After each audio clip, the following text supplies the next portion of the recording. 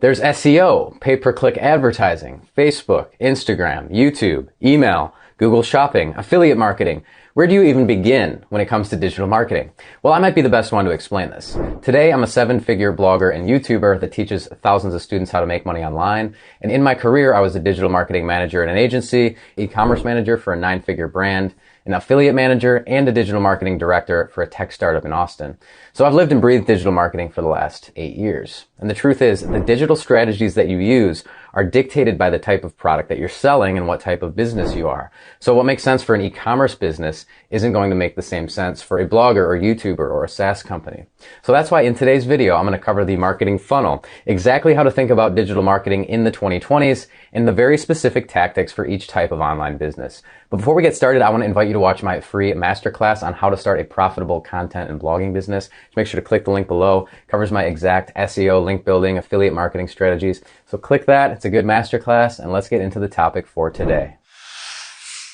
Digital marketing today in the 2020s is very data driven. So when we compare digital marketing to traditional marketing is things like, flyers, billboards, television ads, things that you put out there online in advertisements that really can't be measured by data. Like, yeah, you put a billboard up there, but you might know how many cars drive by, but do we know how many people interacted and saw that billboard? We don't. But today, this digital marketing tactics are very data driven. So we know exactly how many people clicked on things, exactly how many people made purchases. We even know how long people scanned and looked at Facebook ads. We know all these things. So digital marketing is very data driven, and it's based on the return on your investment. So if you put in $1, how much will you make back? $2, $3, 50 cents? So everything can be measured, and every different marketing channel has a return on investment. There's also two main types of digital marketing. So there's inbound, and then there's interruption marketing. So inbound marketing is really important, and it's, the fuel of most digital marketing, because it's people searching for products and services that they actually want. So this could be something like Googling something, finding the information and purchasing, or it could be going to YouTube, getting recommended a video, and then purchasing something. Or, it's someone actively looking for something. Then we look at interruption marketing. That's things like, ads in the Facebook feed, things that are, as you're passively scrolling, things that come into your view, YouTube ads at the beginning of YouTube videos, things that interrupt you. So that's more of a form of advertising digitally, is interruption marketing, whereas inbound marketing is showing up for the things that people already want. So we'll discuss both of those options at length. And then we have to talk about the marketing funnel, because there's different consideration stages as you move through the funnel. So we can talk about the top, middle, and bottom of the funnel, and this is just based on how much people know about what they're looking for in inbound marketing. So at the top of the funnel, this is basically the awareness stage. People aren't really sure what they want. They're looking for products and information, but they have a broad idea of what's going on. So for example, if someone's looking to buy a sofa, at the top of the funnel, they might just be looking for, Googling something like living room ideas, or, sofa ideas, or best sofas, or something like that. Then they get to the middle of the funnel, the consideration stage, and they might actually type for something specific, like best modular sofa. I know what I want now. It's the consideration stage where they're making that decision and looking for more information. Then they get to the bottom of the funnel and they're like, I know a lot about this information. I'm going to now search for like all form versus burrow, or like, these specific things about it. So every single search, every single person has different stages of consideration. They might just be becoming aware of a brand or your company. Then they might be considering and doing that research phase. And then finally at the bottom of the funnel, they're ready to purchase. So everyone has that. Any product that you search for, you're going to be somewhere in that funnel. So we want to make sure that our digital marketing strategies also cover all three of those areas as well. So that's kind of an intro to digital marketing. There's inbound versus interruption, there's return on investment, it's data driven, and there's different stages of the funnel. So now let's get into the individual digital marketing tactics that we can use. First, and my personal favorite, is SEO, or search engine optimization. That's basically appearing in Google search free organically based on somebody searching for something on Google and your website appearing there. It's personally my favorite because it's the best way to build a sustainable long-term business. I rank on Google for over 390,000 keywords. My blog makes over $150,000 a month through affiliate marketing and courses and things like that. And it's mainly because of SEO. Now, SEO can work whether you're an e-commerce brand, you're a blogger, or if you're a local business. So basically, you optimize your website in order to show up on Google. Now, if you're a local business, this is a lot different than if you're, a national brand. If you're a local business, you just want to show up for something like, pizza in New York, or salon in Detroit, or some of those main, your main business type term plus the city. And you can show up, and that also includes Google Map listings and all these other things. Whereas if you're more of a blogger, then you might want to show up for specific products. Like, my blog ranks for things like podcast hosting or webinar software, things where we're recommending products and making affiliate commissions. Or if you're an e-commerce brand, you might want to show up for things like hiking boots or best camping tents, depending on what you sell. And that could be your category pages, or that could be blog posts individually. So SEO is a big strategy. It's probably the deepest and toughest strategy because it takes the most, learning and information to create these optimized articles. But SEO is kind of the backbone, and it covers all three consideration stages of the marketing funnel, like we discussed. You could be searching for something like ideas, and then you find a specific type of product, and then you compare the product. So it covers all stages of the marketing funnel. It's really the backbone of digital marketing, because when we think about Google and what it is, it's people thinking things in their mind and typing them into search engines. Search engines are great because this is the ultimate form of inbound marketing. We think something, we want it, we type it, we buy it. So that's SEO in a nutshell. Then we have PPC advertising. So this is pay-per-click advertising, and we're talking about Google. So these are the ads that appear in the top 4 positions of Google. This is what I call how Google makes its billions. So you can pay Google basically to be put in one of these top 4 spots, and there's different components to these ads. So you can choose which keywords you want to appear for, and you can bid on them specifically, how much you want to pay to be in that spot. So for high-end products like, I think some of the highest PPC clicks are like something like mesothelioma lawyer is like $200 a click to Google or something like that, right? So there's tons of different, based on the competition, based on your competitors and what they're bidding on these keywords, you can bid on things and just go right to the top of Google. So you don't have to put any work into SEO. You can just pay to play and be put up there in the top 4 positions. And then there's some on the bottom as well, and up to page 2 and 3 and all of that. So PPC is interesting because you get to dictate what the ad says, so you can control the headline and the 2 sub-headlines. You can add like a phone number into it, site links, all these different things to make it stand out. So you're really optimizing this from an ad perspective. And this is also based on ROI, so return on investment. So if you get somebody to click on that ad, what are they actually doing? Like if you're spending $50 on that click, hopefully you can, spend money to make money. So a good ROI on PPC is typically 3 to 1. So if you spend $100, you want to make $300. And that's just based on different cost of goods sold and all of the different, advertising funnels. So PPC is good, and you can do different types of PPC. Like you can do brand pay-per-click, you can do non-brand. So for example, if I'm a company selling, massage chairs, I would probably, bid on the term massage chairs, but I would also bid on my own brand name so that the competition doesn't show up. So it gets very competitive.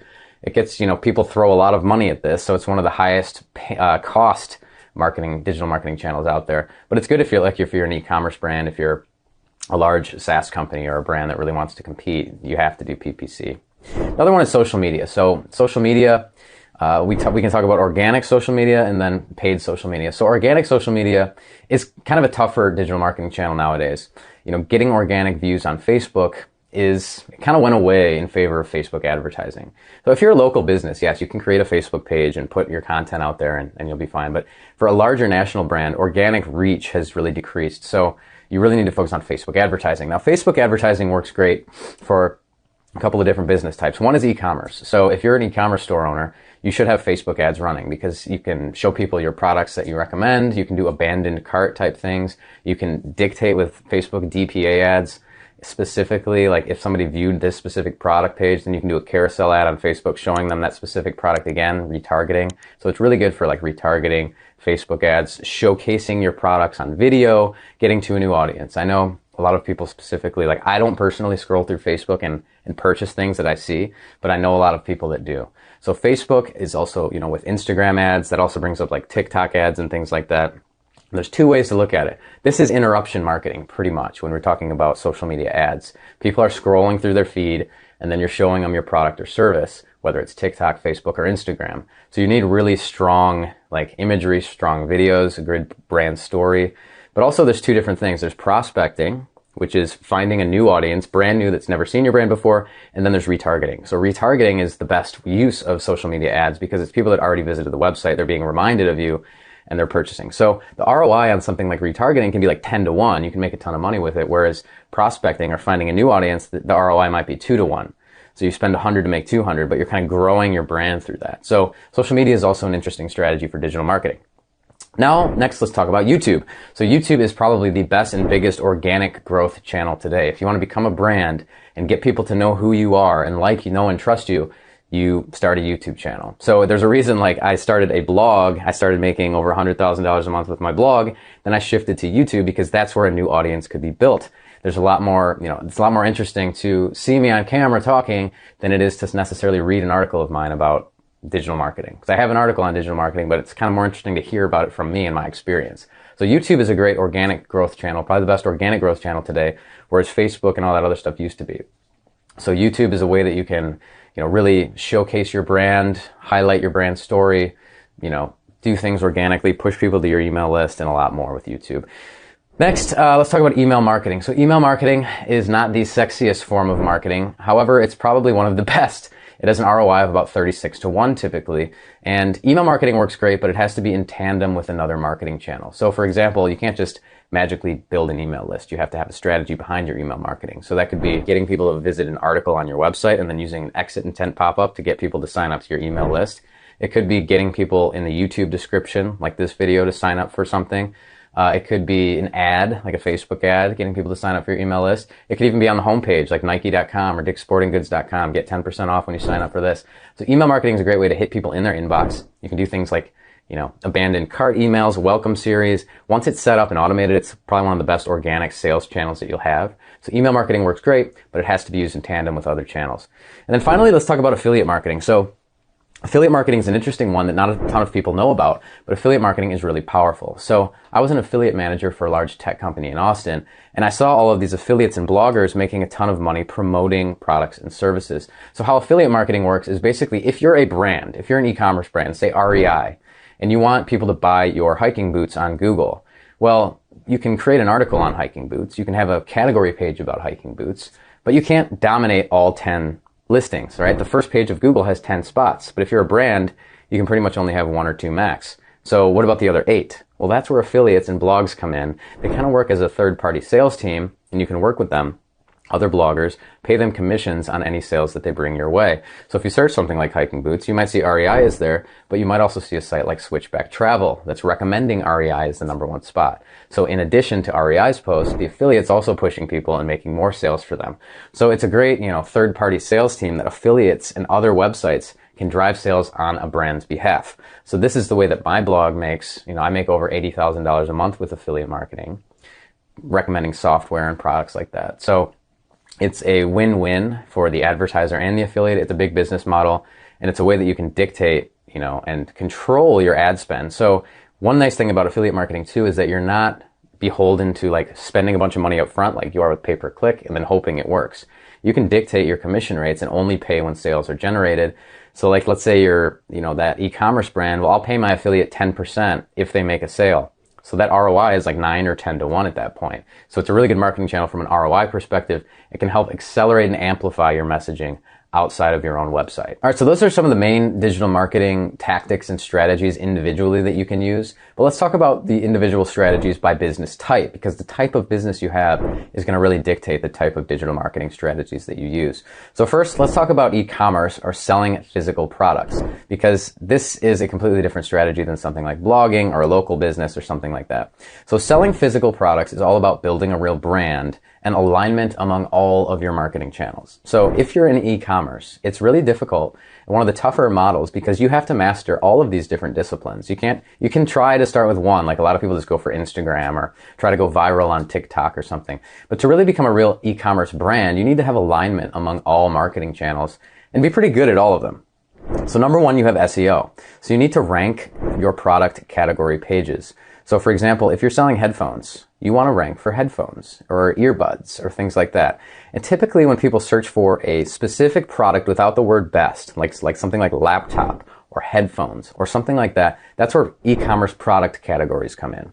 So when you have product category pages, whether you're on Shopify or BigCommerce or Magento or whatever, WooCommerce, whatever you're using, you want to basically optimize your category pages. And to do that, you can add content blocks, SEO optimized content blocks underneath all of your product categories. So you have your product categories up top, all your SEO optimized content underneath. You can build links and do link building to get more, links to these pages to build their authority. But ultimately, that's an SEO play where you're getting, traffic to your category pages. You also want to have a blog strategy if you're an e-commerce brand. So writing about how to use headphones, how to use AirPods, all the things that you can do with music, or back to that hiking example, like if you're looking at hiking boots, you want to write, articles that can also compete with the affiliates on the best hiking boots and the best, hiking boots guides, how to use them, best hiking trails, all these different things to build traffic and brand awareness. So SEO is good for the top of the funnel. It builds that initial brand awareness to get people to understand who you are and show them some of your product categories. After that, we can talk about paid advertising. So we have, Facebook and Instagram. You should have those ads running if you're an e-commerce brand, showcasing your products, highlighting some of your more, if you're going to run ads, you want to send them to your more expensive products, not necessarily highlighting your $5 items because that math breaks. But if you have more expensive, better, premier products that you really want to focus on, put them in your Facebook and Instagram ads. And you can really test and tweak this. Most e-commerce brands work with agencies to really get the messaging, the text-based messaging and the imagery down, sending to the right traffic, setting up abandoned cart, and retargeting and all of those things. But you should definitely, the first thing you want to do as an e-commerce brand is start your SEO strategy. So make sure your website's just optimized with some type of blog, and then at least get retargeting set up, because you want people, you don't want to lose the people that already visited your site. You want to show them ads as well. And then you can work on eventually on the prospecting ads on Facebook. After that, we want to talk about email. So email is a big strategy for e-commerce. You need to have an email opt-in at the bottom of your homepage, like in the footer somewhere. You can even have an exit intent pop-up site-wide that says, get 10% off, 20% off. Do the math on your cost of goods sold and give a discount in order to sign up to the email list. Then through that, you want to send a welcome series. So email one could be, here's your discount, here's your coupon code. Use it on the website. Then you could send another email the next day. This is more about us. Here's some of our top products and categories. And then you have a welcome series. And after that, we want to talk about marketing emails. So every month as an e-commerce brand, you should be running promotions. So 1 week out of the month, you should have discounts. And most of your sales are going to come in this week. That's just typically how e-commerce works. People buy during promotional periods. So whether it's Black Friday, Cyber Monday, President's Day, 4th of July sale, Easter, Valentine's Day, whatever the kind of traditional retail calendar, promotional calendar is, so look like Walmart or Target. Most e-commerce brands actually follow that promotional schedule. So you can have alignment during that time with your discounted offer, with your Google Shopping ads, emails, Facebook ads, all of your messaging, banners across the website into that promotional period. So that's kind of it in a nutshell. And then you can always bid on your PPC as well. But you need, really when you're in e-commerce, you need to kind of master all things and have strong alignment among all marketing channels with a discount every single week out of the month to maximize sales. So that's pretty much e-commerce. Then let's talk about a content business. So bloggers and YouTubers, that's where I am right now. So as a content creator, a publisher, a media site, how do I optimize? Well, there's basically two tracks to become a content person. Is Google and YouTube. The way that content creators make money is typically through affiliate and sponsorships, and they take and ads. So I take my content, I rank for stuff on Google, I get views on YouTube, and then how do I monetize it? Well, there's informational products that I can sell, like a course, but there's also affiliate marketing, ads, and sponsorships. And the two tracks are Google and YouTube because those are the most evergreen, ongoing engines. I don't have to create Facebook posts constantly. I don't have to create Instagram posts or TikTok videos and just constantly be in that content hamster wheel. I can create articles, I can rank for things, and I can create YouTube videos. So when we think about content creators, you want to rank for transactional things about products. So things like best podcast hosting software, webinar software, online courses. That's the things that I like to rank for is software. So any type of software I can rank for on Google, recommend and make affiliate revenue. This works in any niche as well. Like back to, you could say, best modular sofas, best indoor gadgets, best kitchen gadgets, best, Traeger grill accessories. You can rank for anything and promote products via affiliate. So you want to, when you're a content creator, you want to be in your niche as an expert. So you can create these transactional posts about products, and then you create informational posts on how to do things in your niche. So I talk in other videos about these two types of content. How to and transactional are really the only two types of content you need as a content creator, teaching people how to do stuff and the products they need to do these things. But you can create these types of videos, rank on Google and on YouTube. And then mainly you're going to want to, build an email list as well. So I use exit intent pop-ups. I use YouTube descriptions to build my email list. But you want to give people a lead magnet and something that they actually want. So when I first started my blog, I was learning how to blog, and I was becoming, I built my blog, one of the fastest growing blogs in existence. When I first started, I was just kind of building my email list. I had a lead magnet. It was a simple 15-page blog launch checklist, so people would get that when they opted into the list. Now I have a free 90-minute video training that I send people. So you need to have a lead magnet to eventually build your email list, to eventually sell something.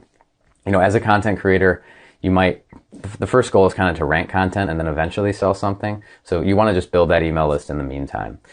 And then really you need to master the marketing funnel. So as a content creator, you need to get people from cold audience to a rabid fan as quickly as possible. And to do that, you need to rank on Google and YouTube for things, get people into your ecosystem, push them to your email list, and then get them to know who you are. So share your story, share what you've accomplished, what you've done, who you are, and then give them a discount on a product.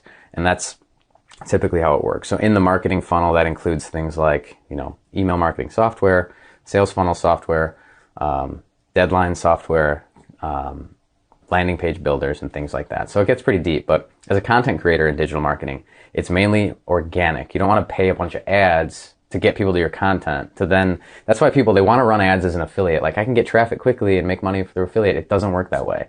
You need organic reach. You need to build a long-term audience over time as a content creator. And that's all stages of the marketing funnel. So you can rank for all stages of the marketing funnel on Google and YouTube. Next, let's talk about local businesses. So local businesses, the digital marketing strategy is a lot simpler and a lot different. So basically all you need to do as a local business, if you have one location, is rank on Google for your specific product, category and city. So I actually helped my mom with this.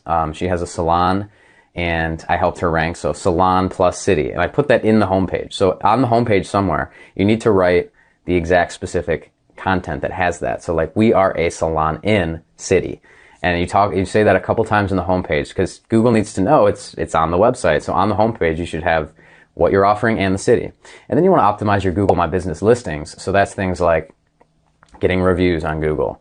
So getting a bunch of 5-star reviews can help improve your ranking in that map result. Then it's also based on, the categorization of your company, and then how close somebody is to your company when they're searching for it. That dictates the map position. But that's, Google in a nutshell is the biggest local business phone call and sales driver. And that's basically by optimizing your homepage on your website with the city and product category, and then optimizing your listing by getting a ton of Google reviews. Then you can do, have a Facebook page, do organic Facebook in your local community. You can run some ads and promotions and contests on Facebook, but keep it kind of simple and run promotions through that. And you can have a small ad budget. You can maybe have a small ad budget on Maps, getting people to you. Avoid at all costs Yelp and these scammers that try to, charge you $500 a month to be put on Yelp. It really bothers me as helping run, local businesses myself. Yelp will do things like, oh, we'll remove these negative reviews if you just, pay us $500 a month. I don't believe in Yelp. I hate their business model. Don't fall prey to them. But really, local businesses, Google and Facebook, kind of simple. Finally, let's talk about digital marketing for a software company. So this is, you're a big software company. You want to become a billion-dollar enterprise. How do you do digital marketing for that? Well, you need to also master all stages of the marketing funnel. So we take, just something like e-commerce, and it gets it a little bit more complicated. So if you're a startup and you're trying to start digital marketing, how do you get a huge following? Well, usually startups start with advertising, because they have a large marketing budget and they need to test. So they start doing Google ads, Facebook ads, Instagram, all that stuff, pushing ads, and seeing if it actually works. Because SEO takes time, and startups don't have time to just wait and see if this content's eventually going to lead to sales a year later. So you start with ads, you get aggressive. You start going after your main product category terms, whether that's something like best VoIP provider, best virtual conference software, whatever your actual thing is and your product is, you start going after and hammering it from an ad perspective to get the ROI under control and see if it starts working. Then you need to, think about the structure of your website. When you think about a software company, you have the structure of your website. There's the homepage. There's your unique value proposition, who you actually are. Then there's your product features and your pricing page. Your pricing page needs to be optimized. Pricing is one of the most important things when it comes to a software company, because you have control over two things: your marketing, the number of customers, and the price of the product. That dictates revenue. So pricing is huge. Features is huge. Finding out what those unique features are and optimizing your website for free trials or for demos or whatever it is, but it's pretty much usually free trials. So you're optimizing for that. Then you build a content strategy and you really dive deep. So my blog is, I write about software, but because I'm a blogger, I can write about any kind of software and review it and recommend it, much like a site like G2 or something like that, where I'm talking about webinar software, e-commerce platforms, website builders, web hosting, CRMs. I can rank for all of it. But if you're a specific company, like, you're a CRM, then you want to mainly write about CRM stuff. So your content strategy goes way deeper in one area. So for example, if you're a CRM software, then you can start writing about how to use CRM software, say like sales articles, things from a thought leadership perspective that go really deep on your topic and make you the main expert. You could look at like Salesforce's blog, or HubSpot goes after everything under the sun. So there's two different kinds of content strategies. One's really, smaller in your niche. Another one goes wider. They both can work, but you need to have a strong SEO strategy to bring top of the funnel leads in. Then you also have to have a paid social strategy. So Facebook ads. You need an affiliate marketing strategy. So working with affiliates, typically if you're a software company, you want to either pay one time or a recurring commission based on the sale. So that could be a 30% recurring commission. It could be a 2-month, flat fee to your affiliates and all of that. You also need to master conversion rate optimization, or CRO. So that goes back to the pricing page, heat maps, how people interact with your content, and all of that. You also need a strong email marketing, or basically marketing automation strategy at this point, based on database marketing, alignment among marketing and sales teams, and all of this thing working together. You also need PPC, brand, non-brand, and competitor, and all these things working in tandem. When I worked for a tech startup in Austin, I managed all of this, and we had a 8-figure a month digital marketing budget. So when you do that and you're spending money here and there, you need a strong alignment between paid acquisition channels and organic acquisition channels, because you only have a specific a budget for ads. But you can't just put more money at Google and expect more results. You need to have alignment between SEO, content, organic, social, and all of these things put together. Because basically, software has the longest consideration stage typically of anything that you sell online for the most part. Higher end products like that.